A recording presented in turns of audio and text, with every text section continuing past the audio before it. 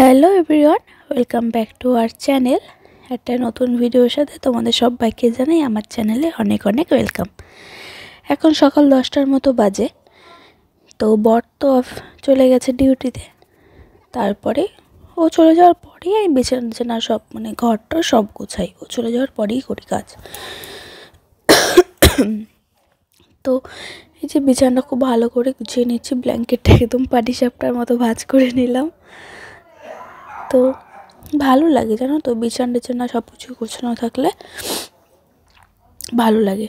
আর বেশ একটা সুন্দর চাদর পাতা থাকবে। আর এই চাদরটা খুব সুন্দর না, দারুণ লাগে আমার চাদরটা।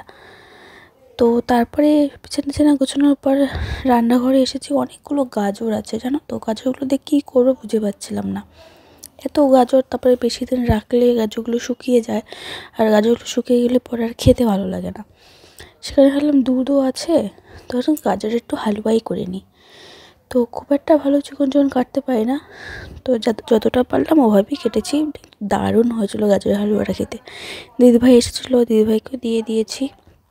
দারুণ হয়েছিল খেতে। আর খেয়ে দিয়ে তো ভাবলাম ঘরটা মুছে নিই। ঘরটা মুছে তারপরে মাছ আছে, মাছটা ধুয়ে তারপর স্নান করে এসে রান্না বসাই।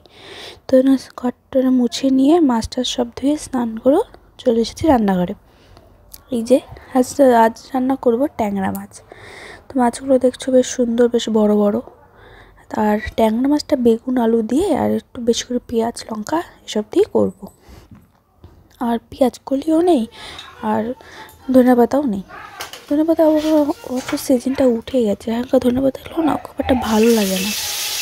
আর এখানে কাণ্ড দেখো, আমার মাছ ভাজার কাণ্ড। সত্যি যে ট্যাংরা মাছ যা ফোটে, আমার যা ভয় লাগে। আমি এবার চোখ মুখ সব ঢেকে নিচ্ছি। মাছটা দিয়ে আমি যেই দৌড়ে পালাই যাবো নিচে, দিয়ে আমি দৌড়ে চলে আসি। সত্যি খুব ভয় লাগে যে ফোটে না। এইদিকে আমার হাতের অবস্থা শেষ। অনেকবার এর আগে কি একটা মাছ ভাজছিলাম, মনে পড়ছে না, কিন্তু আমার হাতের অবস্থা শেষ। একদিন তোমাদের দেখাবো না, জায়গায় জায়গায় কেমন একটা দাগ হয়ে গেছে। ভালো লাগে বলো এমন? সেই কারণেই ওরকম একদম চাদর মাদর মুড়ি দিয়ে আমি মাছ ভাজছি। তো এই বেশ কড়া করেই মাছটা ভাজলাম। আমার বরের আবার কড়া করে মাছ না ভাজলে ভালো লাগে না, সে কারণেই তো বেশ ভয়ে ভয়ে সব মাছগুলোই ভেজে নিলাম। যেভাবে আর কি চচ্চড়ি করে সেভাবেই করছে। বেগুন আলুটা হালকা একটু ভেজে নেব, বেশি ভাজবো না। বেগুনটা আবার ঝোলে বেশিক্ষণ রাখলে গলে যায়, আর আলু তো এখন তাড়াতাড়ি সিদ্ধ হয়ে যায়। তো ভাজা হয়ে গেলো। এবার কড়াইয়ে একটু তেল দিলাম। কড়াইটার অবস্থা শেষ হয়ে গেছে মাছ ভাজতে গিয়ে। তেল দিয়ে তো কালো জিরা, পেঁয়াজ, লঙ্কা এগুলো এখন ভালো করে ভেজে নেব।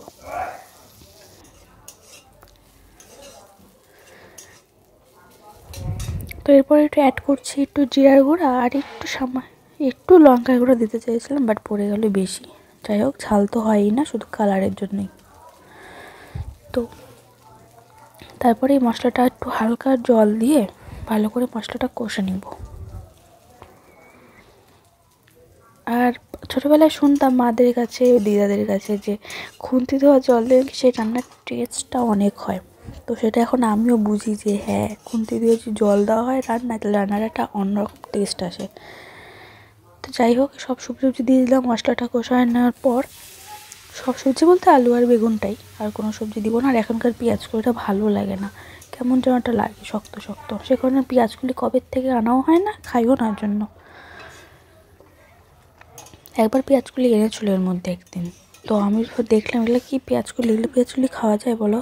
সিদ্ধও হয় না, আর ভাজাটাও কেমন যেন হয়ে যায়, কচকচা মতন। সে কারণে ফেলেই দিয়েছি। তো এই যে ভালো করে সব সবজি সিদ্ধ হয়ে গেছে, একদম ফুটে গেছে। আর মাছগুলো এর মধ্যে দিয়ে দিলাম। তোমরা অনেকেই জানো কীভাবে কী করতে হয়, তাও আর কি।